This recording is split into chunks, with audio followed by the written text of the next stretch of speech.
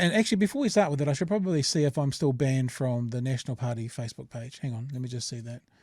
NZ Nat. Yep, I'm still banned from the National Party Facebook page. Okay, fair enough. I just, it's time to check. Maybe they'll let me back in one day. Probably not.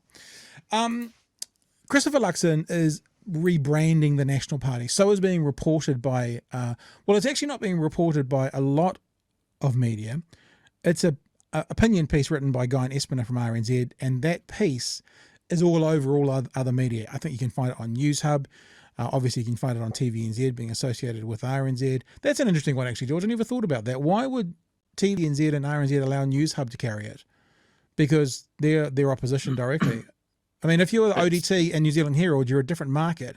But if you're TVNZ and NewsHub, why would they share content? That's really weird. So it's Creative Commons. It can be republished if it's attributed. It's basically how it works. And is that? I wasn't quite as clear on that as you're making that sound. So anyone could publish this as long as it's given credit to RNZ for it going out. So anyone could print this. So anyone could make money off this story. That's the thing, right? If this it's a funny one. If this had a pre-roll, or if this had advertising banners around it or whatever, and it was the biggest story in the world, anyone can play it, make money off someone else's work. That doesn't seem right. Anyway, that's a by the by. Maybe you can educate me as we go through the next wee while about that, George. So Guy and Espiner did a sit down with Mr. Luxon. I had a conversation with him, and there are a lot of people on the internet talking about this. And if you search Luxon on Twitter right now, there is quite a lot of conversation going on around Mr. Luxon. There are numerous people claiming that it's a bit of a puff piece, and that people aren't asking Mr. Luxon the questions he needs to be asked. So I'm literally just pulling these randomly. I'm scrolling through and pulling them. So these are all about the conversation off the internet. 2 outright lies about Luxon. He never championed the rainbow community. No, not ever. Nobody rates his climate change credentials. Where on earth did you get that misinformation? Looking forward to reading more Luxon /fiction. And it just goes on and on and on and on and on. And people who are really talking about, and this is a big one actually, the environmentalists. Radio New Zealand, you'll struggle to find an environmentalist who rates Luxon's climate change credentials, especially after what he's done as national leader. So Christopher Luxon doesn't like being described as an evangelical Christian.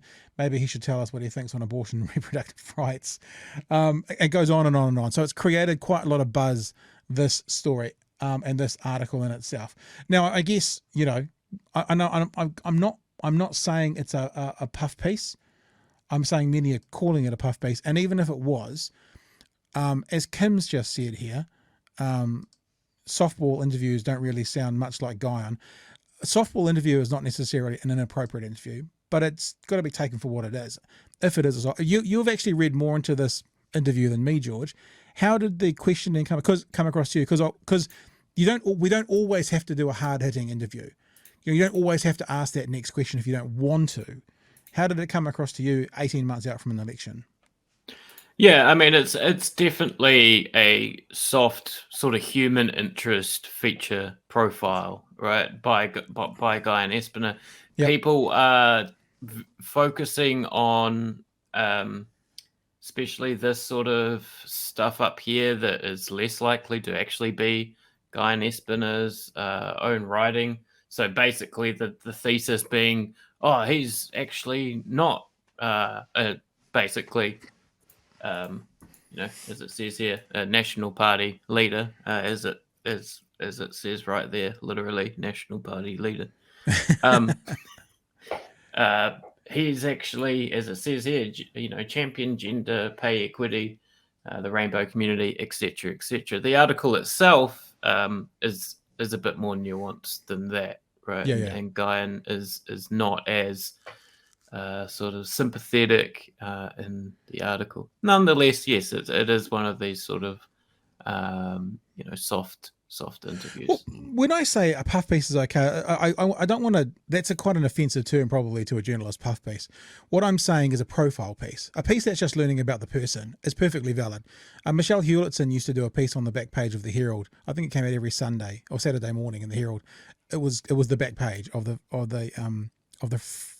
whatever the first section's called, and it was that's what it was. It was all these people, a full page interview with them, and it wasn't really a driving deep into the facts and challenging them. It was actually a profile piece, and there's nothing wrong with a profile piece.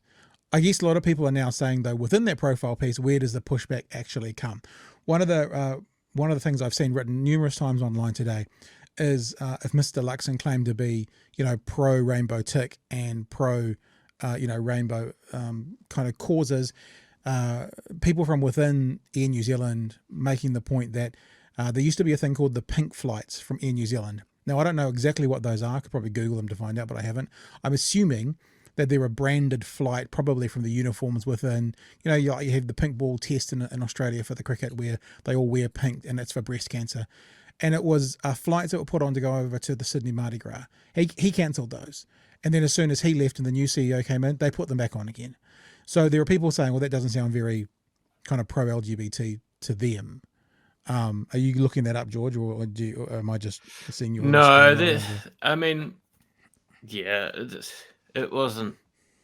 Yeah, I mean that was I guess a part that people could run with for the article. I was more interested in just getting to know. Well, I was interested in how Guyan was tackling it, but I was also interested in obviously in Luxon's sort of mindset. He does see his years. He sees, for example, his years at Unilever as these big great years of rebranding, but also pretty much thinks that I'll just read this quote because I think it sort of indicates who we're dealing with here. You sell everything from Calvin Klein cosmetics to Ben & Jerry's ice cream. You're in developing markets, developed markets. You're thinking about a global response, a sub-regional response, an individual country response. You work with really uber smart people, and you realize that actually a multinational can actually have a huge difference in the world. He continues, multinationals sees them as a force of good, according to Guyan. A lot of people go into banking or finance or deal making, he says, in an inadvertent dig at his political mentor and friend John Key. For me, actually being in a proper organization that actually made contributions to the society it was part of was important. So somehow, basically he views his role in that world, in the corporate world, as somehow different to the rest of the corporate world. And Unilever is not exempt from, some of the bullshit that we see from multinational corporations the world over, right? They're being charged with price fixing. Their factories in South Africa are enforced by local private security that are dodgy as fuck. This sort of this sort of thing. Yeah. Also, I mean, I'm thinking about that when it was a force for good. Like, it sounds like you're saying there's a social agenda to this, which is positive. I mean, I'm fine with Air New Zealand. It's a commercial airline. Is Air New Zealand a force for good, or is it just an airline? Like when a CEO of a Fortune 500 company, whatever, says the good work we're doing, I wonder how much of that is a social. I should say social credit, not like as in the political party, but as in giving themselves social credit. And a branding image, like the Clean Green New Zealand thing, a branding image when it may not be necessarily the case. Because I'm trying to think of the quote-unquote good work that Air New Zealand might have done other than flying New Zealanders around the country and around the world. This is another actually thing I think Guyan does well, is that the reason that people picked up on this article and summarized it as Luxon is rebranding the National Party is because Guyan really digs into him as a rebrander. And basically, when he says force for good in the world, he means branding, basically, how you brand the company, brand it as a force of good in the world. That might be, maybe have a bit of materiality to it. So, tourism for New Zealand, he got Obama to do a big tourism thing in New Zealand a few years back. That's what he's talking about when he says good. Yeah. Yeah. Okay. So there are some people out there, some commentators out there, some of the general public via Twitter and various other social media sources that are suggesting that maybe his quote unquote rebranding is just also him trying to distance himself from that evangelical right conversation that didn't seem to work well in Australia in the last election, and obviously is fairly toxic on some levels in America as well. So maybe the rebranding of National, it starts with the rebranding of Luxon, because as goes the leader, often so goes the party. So maybe Yeah, it's more of a rebranding of him than I've of got National. I've got one more part, just a Yeah, bit please. more insight into to Luxon. I live a very rich life, he says, trying to evade the awkward issue of money. Basically, this is where Guyan's talking about him and his position. I don't have to work. He finally blurts out, "I get it. I'm really successful. I've been fortunate. I've been successful, and I'm very grateful and blessed about that. God and money are sensitive topics for Luxon." And this part's interesting. Quote, "He was genuinely surprised that wealth and faith celebrated in North America were regarded with suspicion when he returned to New Zealand after an absence of 16 years. Quote from Luxon, "I didn't think I'd have to talk about it because I thought I can say I'm a person of faith and that would be fine." So again, you can brand Unilever as I don't know, doing whatever it does for the good in the world.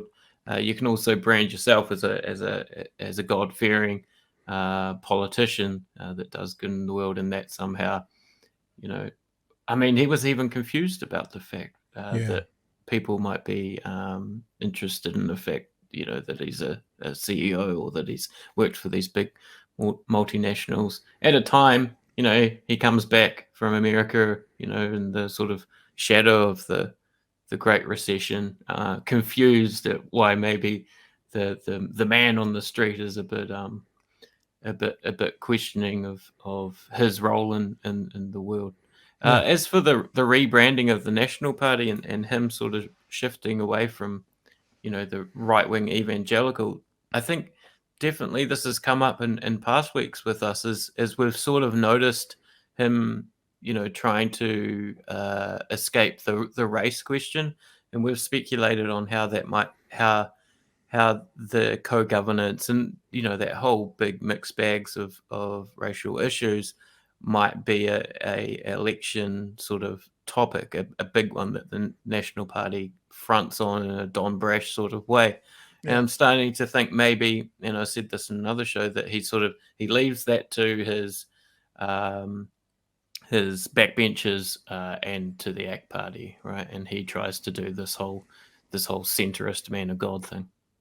Well, I mean, the other thing about this, and not to beat up too much about it, but, and it's not the National Party who have done this, but when Obama was under Reverend Wright, the conservatives in America made a huge deal about the person that Obama was sitting under for his faith journey. You know what I'm saying?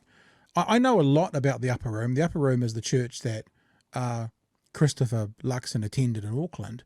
In fact, if you've ever seen any of my Elephant TV stuff that I've done, I don't know if I've talked about that on the show. Have I talked about that on the show?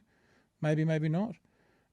Quick But mentions here and there. but if you've ever seen any of my product that I do called Elephant TV, I'm just bringing up my page to show people. That was filmed in the Upper Room.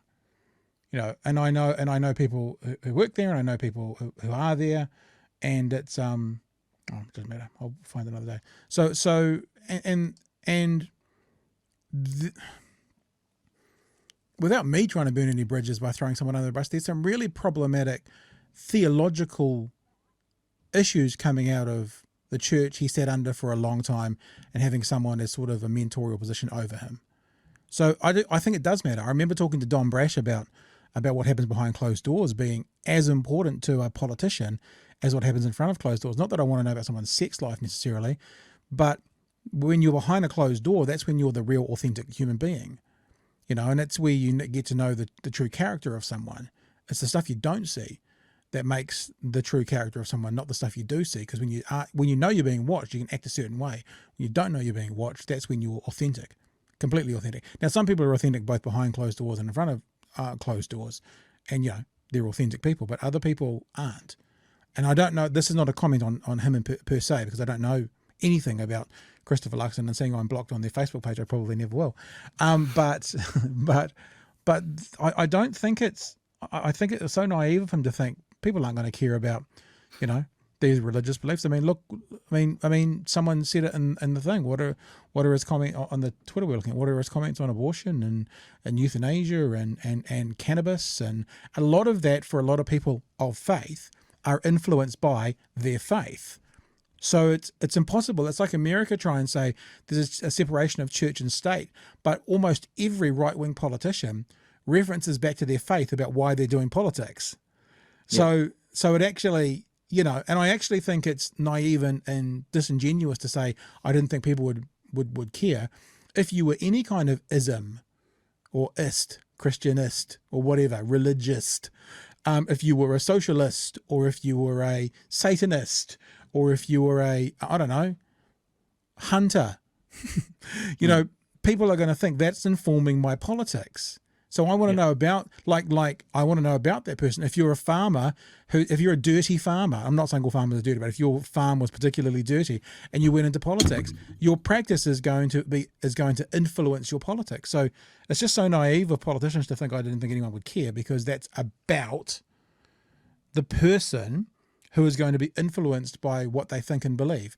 And if you're a religious person, that's one of the things that mostly influences you, if not completely influences you. So yeah, anyway, we should keep going on this though, because we've got caught in a little trap there of talking about that, because the question I just asked, which is, and actually you can answer me this, George, before we go on to this bit, is who and when is then going to push back on those questions? I mean, obviously a profile piece by Guy and Espiner, maybe that's not the place to push back hard, but who does? And it seems that Mr. Luxon today has been getting a bit of a soft kit gloves by the rest of the media, because no one seems to be pushing back against the things he's saying. This was this morning in front of a media scrum. So there's going to be 40 or 30 or 40 or 50 reporters there. And Mr. Luxon was talking about, obviously, the failings of the Labor government. And here's a couple of things he said. How do you spend $5 billion on education and not improve attendance or academic records? How do you spend $8 billion on social welfare and actually have more people in long-term unemployment benefits when we actually need them in the workforce? How do you spend $2 billion on mental health and not get a single improved outcome? So not a single pushback by a reporter. So my first question is, being fair, taking a step back, is that the place to push back? Like if you're at a press conference where person X is standing up in front of a scrum of media, is it the job of the journalist then to push back? What do you think on that, first of all, George? Or is that unfair to expect at a press conference for there to be pushback? No, and to be fair, I think we do see it on occasion. But I think that, and this wasn't it. I saw this press conference, even before it kind of started. It was a pretty low key sort of thing. Right, it wasn't like he was announcing some, new member of the shadow cabinet up on the stage or anything like that. Right, so it was a perfect opportunity to ask those questions. So he talked about there's being $5 billion spent on education, and one of the things he cites is the attendance being down. He talked about $8 billion in unemployment, and one of the things he cites is unemployment going up. For a start, unemployment, we're one of the best in the OECD at the moment with our unemployment rate. And one of the reasons we're in a recession is that the Reserve Bank got that wrong. They were expecting there to be more unemployed people. But can I just, that little thing that we have never really talked about, this thing, it's called COVID. I know that my children, for example, were at school far less in the last 2 years than normal practice because of this little thing called COVID. And I would suspect that people have, maybe they're getting back to it now, but for a long time, lost lots of jobs, work's disappeared, businesses have shut down, so employment's going to go up because of COVID. Now, I can't say here's the facts and figures to describe what that is, but it's me pondering out loud. I mean, but no one has said, Mr. Luxon, why do you think education is an issue? Why are there, fewer attendees at school? Is there a reason behind that as far as you're concerned? Why do you have these concerns around unemployment? What's the reason that they just let him say it, and then it's a headline? And the last thing, and this is the one I wanted to focus on to talk about what I mean. He says this is the quote, $2 billion on mental health and not get a single improved outcome. So, we've talked about, the squeezed middle as one of their quotes for the next 18 months. Well, This is another one of their quotes for the next 18 months. A single improved outcome from $2 billion. Another one will be inflation-adjusted tax thresholds rather than tax cuts. These are the words. I think on election night, George, we're going to have bingo cards. We're going to have one for National. We're going to have one for Labor. We'll do it during the debates. Yeah. And there's 3 already for National. Inflation-adjusted tax thresholds, the squeezed middle, and not a single improved outcome. You could also have Band-Aid. You could also have pragmatic. These are the words that National is using at the moment. Now, the thing that frustrates me about the $2 billion on mental health and not get a single improved outcome is there was no pushback at all. None whatsoever from any journalist. The journalists that are there basically as our representatives to get the answers and ask the questions. So, Mr. Luxon is claiming not a single improved outcome. That's the claim. Now, that means there is a thing called the black swan theory, which means if you can prove one improved outcome, then his statement is false, right? In 2021, when Judith Collins was the leader of the National Party, Judith Collins talked about the $1.9 billion for mental health. She says to the Prime Minister, and this is from the House, question time, says to the Prime Minister, does she think New Zealanders would have expected their government to have delivered more than just 5 extra acute mental health beds in the 2 years since she announced the $1.9 billion for mental health? Now, unfortunately, and I'm being a little bit facetious here, Judith Collins has actually already proven that there's been 5 extra acute mental health beds. So that's something. I know. I'm being facetious because that's not obviously what they're going. The response from the Prime Minister in 2021.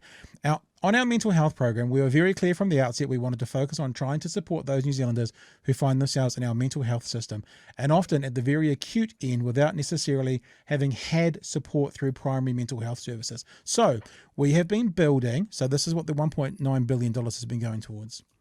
We have been building those primary mental health services, and 1.4 million New Zealanders are now enrolled in primary healthcare with access to mental health and addiction services. They're offering 10,000 sessions per month. Those are sessions that did not exist before. Take that alongside funding for Youthline, for our youth health services, the rollout of health services in our schools, manaaki and counselling services in schools. We are building the front end of mental health. When it comes to capital and bed space, the member will know well the time that takes. I understand in 2015, Minister Little, that the one program or project that National funded took over 5 years to deliver. We want to do things more quickly than that, but building buildings and creating bed space does take longer. So the Prime Minister has said there is a process to get to the bed space, but she's listed things in there that they've been doing. Now, Mr. Luxon was sitting in the House when that question was asked. So he's heard that answer, right? So he knows what's been done with some of that money. But just for an extra slap in the face to the media, about 3 weeks ago, Mr. Luxon sat in the House as the leader of the opposition and said of the government was delivering no improvement in area to mental health services in 5 years, a good outcome for spending $1.9 billion. So he's saying it straight to the Prime Minister himself, right? 3 or 4 weeks ago. The response, I would be really interested in what the member considers no action. So if you're doing a checklist, here's the list. When we have 270,000 sessions delivered to date by more than 300 general practice sites covering 2 million people that did not exist before this government. We have 14,000 people every month getting support through that service. That did not happen before this government. We have funded counsellors across 164 schools on top of the counsellors in schools programs many schools already have. We have frontline mental health services like Piki. We've invested in new and existing mental health and addiction facilities. We were able to re-establish the Mental Health Commission, and we've expanded manaaki to 5 different DHBs. I call that outcomes. So Christopher Luxon says no outcomes. In the House, the Prime Minister says, well, here's a list of outcomes. And then when Christopher Luxon says in front of the media, no outcomes, they all go, I'll just report that and not push back at all. And it's fucking infuriating. absolutely and totally infuriating. Now, while I'm on my bandwagon about what's infuriating, this was from Russell Brown over the weekend. He talked about, he put up a post because the other thing that National's talking about at the moment is inflation and blaming it on spending. Now, we've talked many times on the show already about government spending and what little it has to do with inflation. But whatever's causing inflation, whatever you think and whatever people disagree with what they are saying on that, New Zealand is way down here out of the OECD at 6.9%, right? Down here.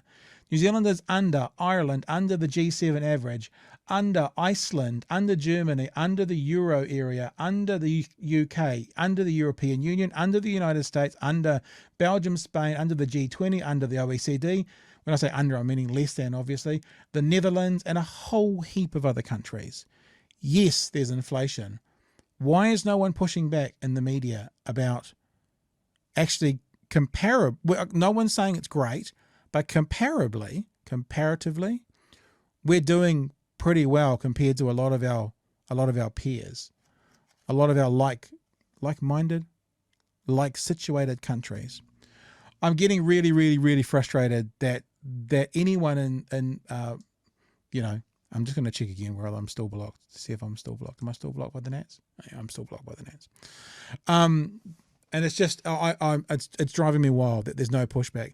We don't get to. I mean, if George and I are getting blocked by the National Party. Well, I am. George isn't because he's a good boy. I getting blocked by the National Party on Facebook and getting no response from them. What?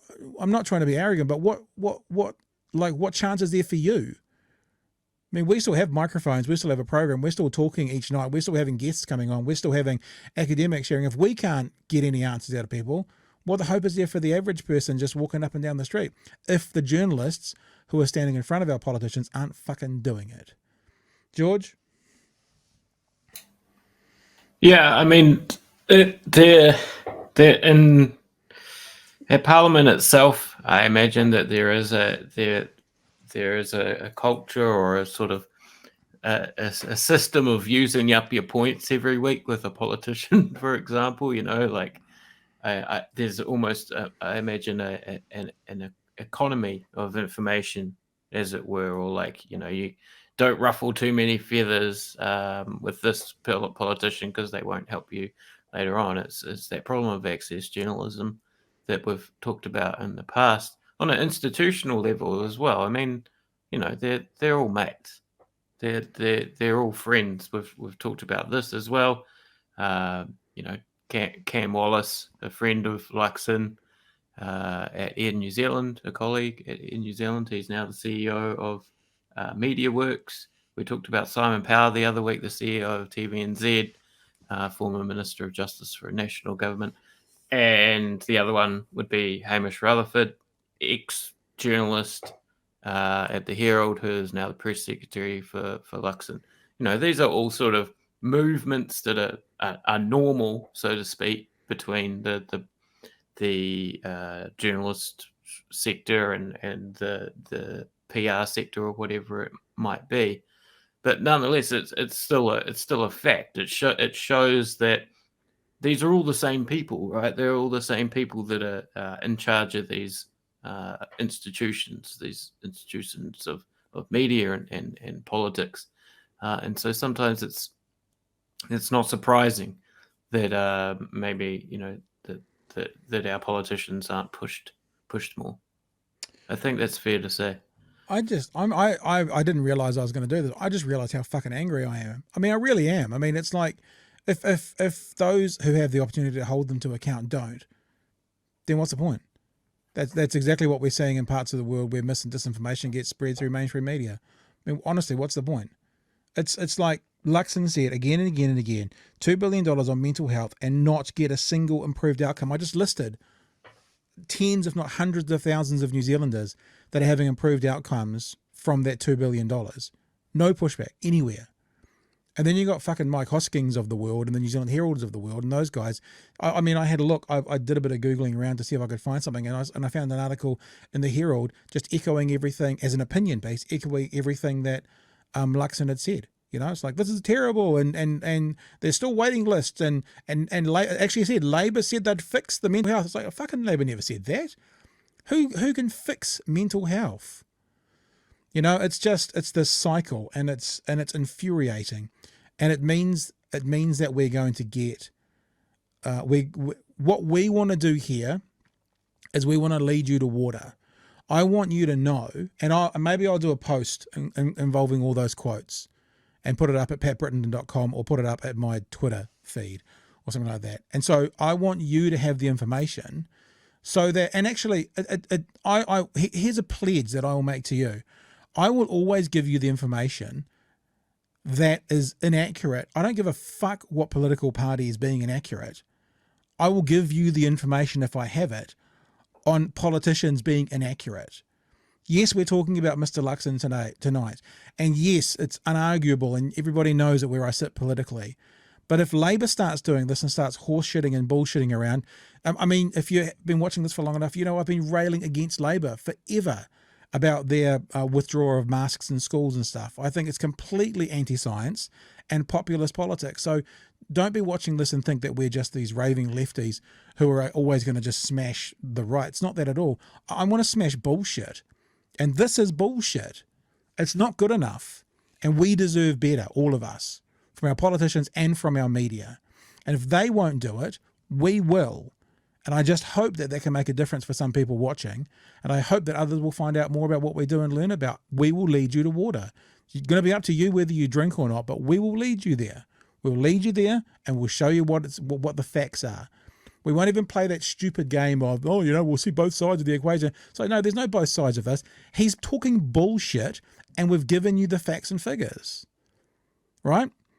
Labor, about masks in school, they're talking bullshit, and we'll give you the facts and figures. We'll lead you to the water, and then you are going to have to choose whether you drink or not.